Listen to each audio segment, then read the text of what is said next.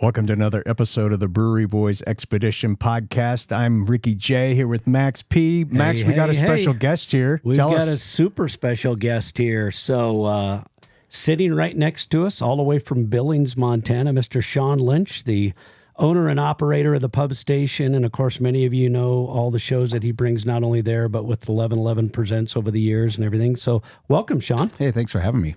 Great to have you. And so awesome that you're in Helena, and you are in Helena for a specific reason today, because you want it, Sean. That's great. Okay. So you came over to Helena today to help us get started with our new ticketing platform, because we've been kind of talking about the excitement of having some of the shows that are coming to town now, and all of those are credit to you and our new relationship. So thanks so much for helping us out. Oh, of course. Well, we've done shows with you guys quite a bit in the past. I think we were talking about, like, we did Real Big Fish, I remember. Yep, Miles Kennedy. Yep, and I think American Aquarium and maybe Corblund. Yep. Some other shows. All really good shows. And I think it was actually when you came over, actually with, might have been with Gilda House one of the time before last. So you're like, after we did the big remodel, you're like, you know what? We could put some big shows in here. We could get some great people in here. And so, gosh, I don't know. I think, what do we have, 10, 15 already booked? That's just the start. Yeah. There's a lot more out there. It's pretty exciting. Yeah, it's very cool. It's going to be very cool. We'll talk about some of those shows here in a minute. But I guess if you could tell me a little bit about what got you into booking bands and got you into music in general. I didn't even know you were in a band until just a few minutes ago. You were telling me about touring 300 dates a year. Yeah, it's true. I mean, crazy. So I got into music. I played in a band called Spurge. This is like in the early 90s.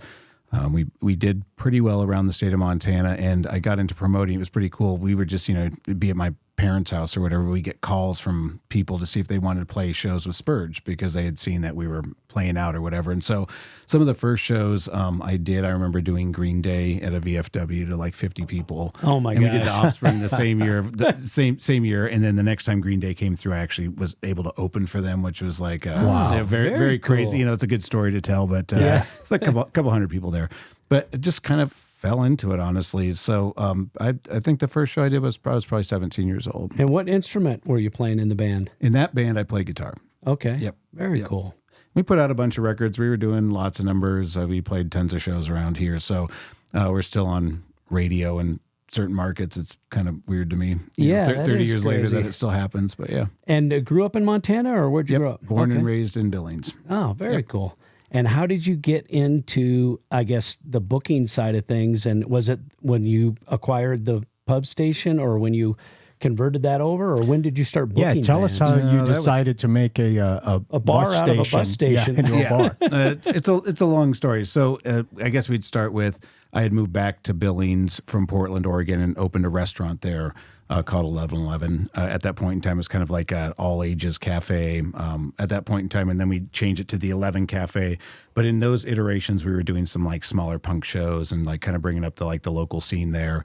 At that same time, I was playing in a band called 1090 Club, and I was in my early 30s. We were not really touring too much, but had some opportunity to sign to a label that had some money in distribution, and so we signed to this label and was touring 200 to 300 days out of the year for a while. On that, we got to do. It was cool. We got to do a record with Steve Fisk in Seattle at a Vast. Wow. And we kind of did all the stuff. Played New York all the time. I mean, we just toured a lot. So coming back from that, I had partnered with a bigger company out of Fargo called Jade Presents. And we ended up doing a couple thousand shows together. But during that time when we were doing that, this is pre-Pub Station, I'd managed the Babcock Theater for 7 or 8, maybe it was 8 years on that part. So we did all the concerts at the Babcock. We also were kind of programming the Shrine Auditorium. The Rail Yard was a venue that was there, was a couple hundred, but that we started that. I started that venue when it came up, where basically it was part of the second iteration of the cafe. And then I think you also were booking stuff at Yellowstone Valley years ago, weren't you? Yep, Yellowstone Valley Brewing, and a place called Manny's for a while too. Okay. We booked there. And it just takes time to kind of show people that you can do it. And so finally Pub Station came around.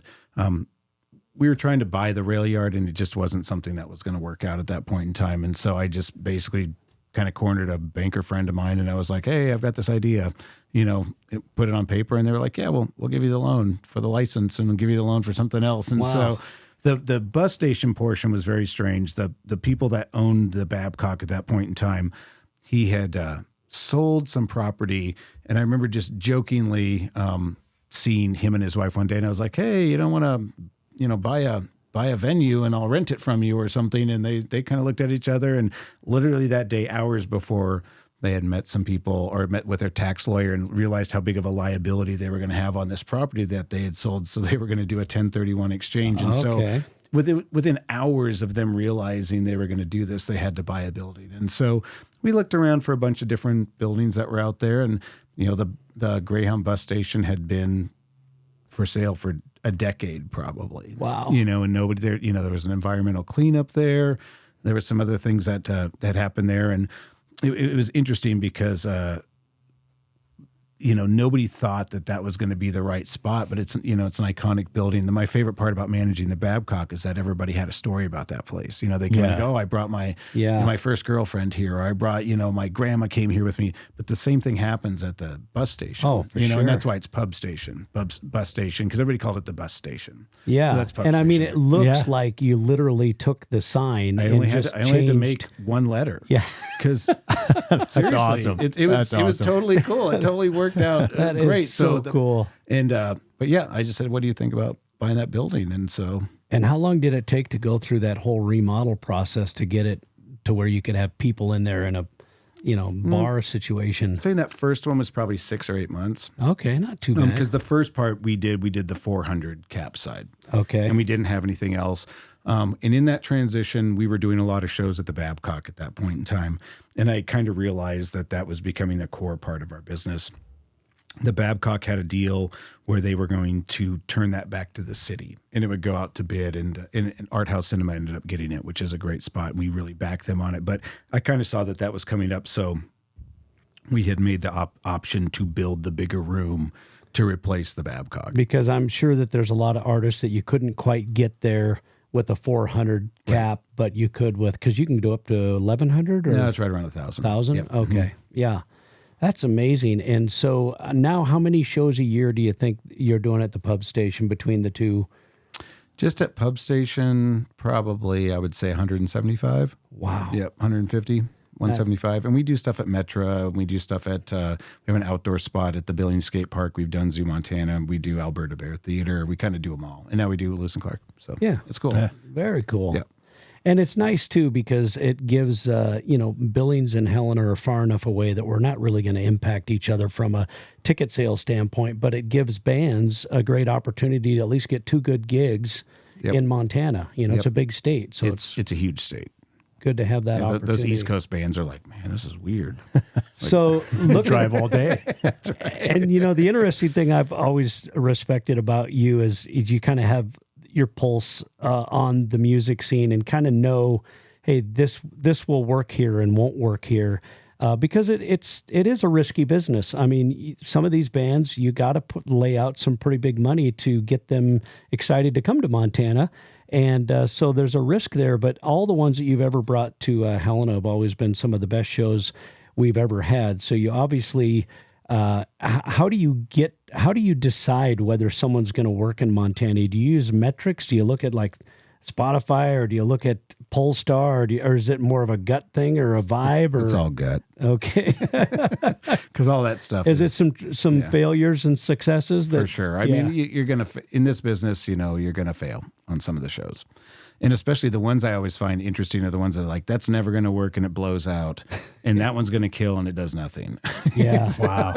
Because you get those, and it's just maybe the right time. You scratch your head and like, how come nobody came to this? Well, nothing aligned, right? Yeah, no planet aligned. So yeah. We're stuck out there in no man's land, but. Yeah, for sure. So looking at the calendar, I mean, like I said, I think we have 10, 15 shows already confirmed, and I think 25 or more on the on the books looking ahead? Is there some that, I mean, I'm super stoked about Giovanni and the Hired Guns because Rick and I seen them down at Gordy's Highway 30 Music Festival. Oh, yeah. Right. And here, this is a country festival, and these guys come out and just blow the doors off the place. Yeah. I mean, they're as rock and roll as you get. It's totally true. And there's part of that Texas country scene that I feel is that way, like that Coetzel vibe. Yep. Right. You know, down that scene, it's, you know, that's a rock band to me, but it's country band to everybody else. So yeah, I don't know if it was like originally maybe part of that red dirt scene that was kind of the alt country or rock country.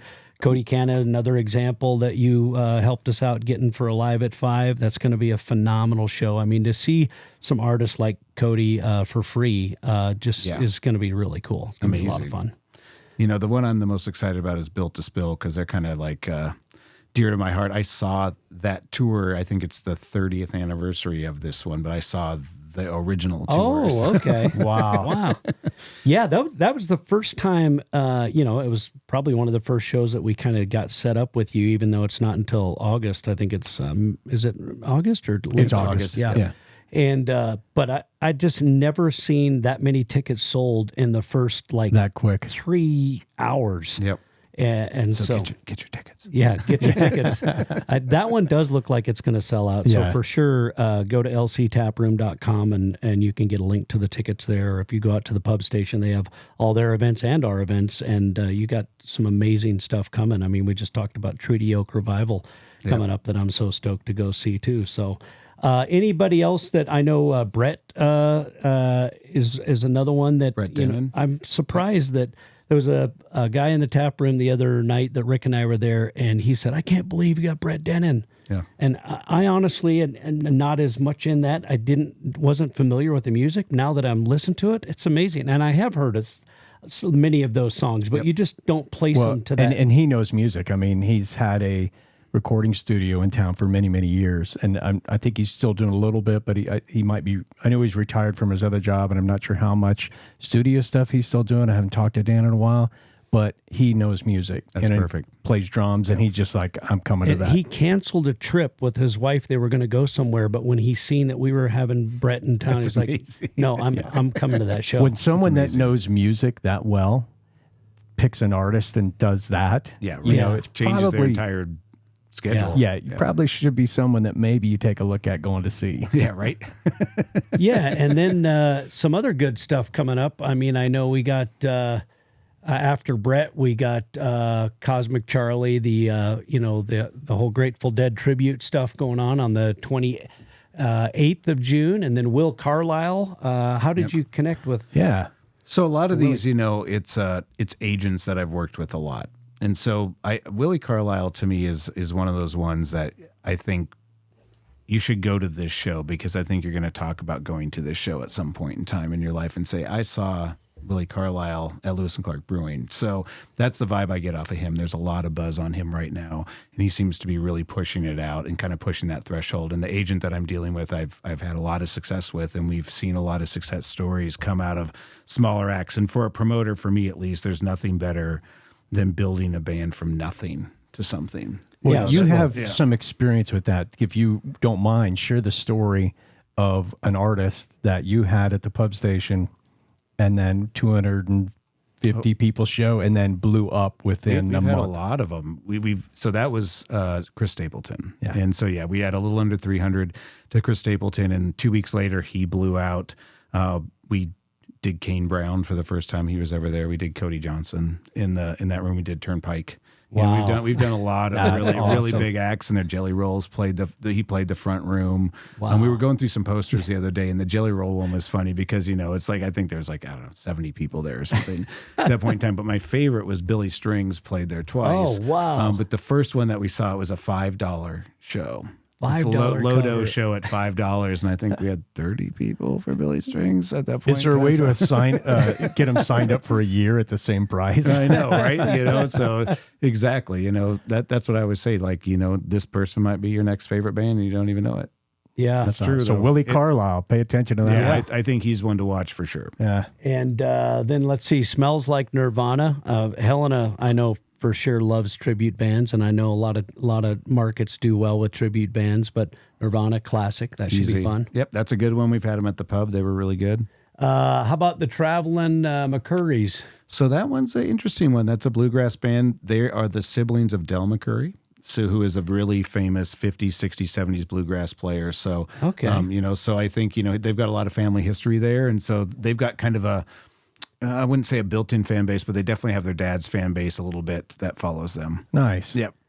And then I guess one that I think just released, if it's not, it will be by the time this comes out, The Pony Show. Pony Bradshaw. That I tell you what, That's one right there. I popped that first song in and I'm like, oh, I've heard this song so many times. Yes. I just didn't know it was Pony. It was him. but Yep, exactly. And he's just on fire right now. So very cool. Well, that one, that's what we try to do, though. We try to bring you the stuff that, don't sleep on it. Like, I'm not going to, book a show that I think is awful. yeah. And a lot of these folks, I'm sure, have come through your place, but the ones that haven't, it's probably the relationship you have with the agent that is really what's driving that. Hey, I can trust the fact that if you tell me this is going to work in my market, it's going to work. And That's right. And you got to test it out. Helena, you're new to me, so we'll figure you out. But yeah. Yeah. No, it's a lot of cool stuff. So make sure you check out the website if you haven't already to look at. I mean, in the past, we've had primarily local bands and once in a while get someone come through. And now you're going to see almost on a weekly and sometimes twice a week some really good shows coming to town. And you really are going to need to stay on top of the shows that you want to see. And some of these are going to sell out, like the Built to Spill is going to sell out. So, and don't sleep on that one because that record's amazing. They're playing the whole thing. Don't sleep on that one either. Don't sleep on any of them. What I always say to people is that go check them out because if you want to see something that's maybe similar to it or you like an artist that's in that same vein, show those agents and those people that you want to come out to these things because that's what's going to drive things to your market. very cool. It's true, though. So Yeah. Well, anything else you'd like to add, Sean? We sure appreciate your time. It's been great to get to know you a little better. Well, Max didn't mention that you guys are brewing a custom pub station beer for us. yeah, And so I yeah. wanna Let's say talk thank about you. beer. That's- This is a Brewery Boys podcast. So we're very excited about it. So, Thank you for bringing that up. Yeah, we're stoked too. So really probably around the time this comes out and definitely for some of your summer stuff. I mean, how many shows do you do outside in the summertime? Do you do 2 or 3? Or we're doing 5 this year. 5, So yeah, we okay. have, let me think, Treaty Oak Revival, Shaky Graves, Atmosphere, Iration and Pepper, and In This Moment, and Ice Nine Kills. Those are our excellent. outdoor shows this year. So And then do you do you bring a draft trailer in and you do all canned product and just depends on the show, but usually all cans. okay. And then we recycle them all. We have a really amazing recycling program, courtesy of Meg, who set that up. Nice. So, And you're right across from the pub station or within walking distance? it's like the parking lot that's next to the skate park. So it's probably 2 blocks from the pub station. Very cool. Yep. And all those outdoor shows they can find out on the pub station website as well? Absolutely. Very cool. Well, we're stoked. You've been a great supporter of the brewery, so I thank you for that. We've had beer on tap there for several years, and without local businesses supporting each other, it doesn't work. So That's the truth. certainly appreciate that, and appreciate all the great live music. And we're looking forward to some amazing shows, and we'll keep you updated. But thanks again for coming out, Sean. Yeah, thank appreciate you it. guys for having me. All right. Cheers. Cheers. Cheers.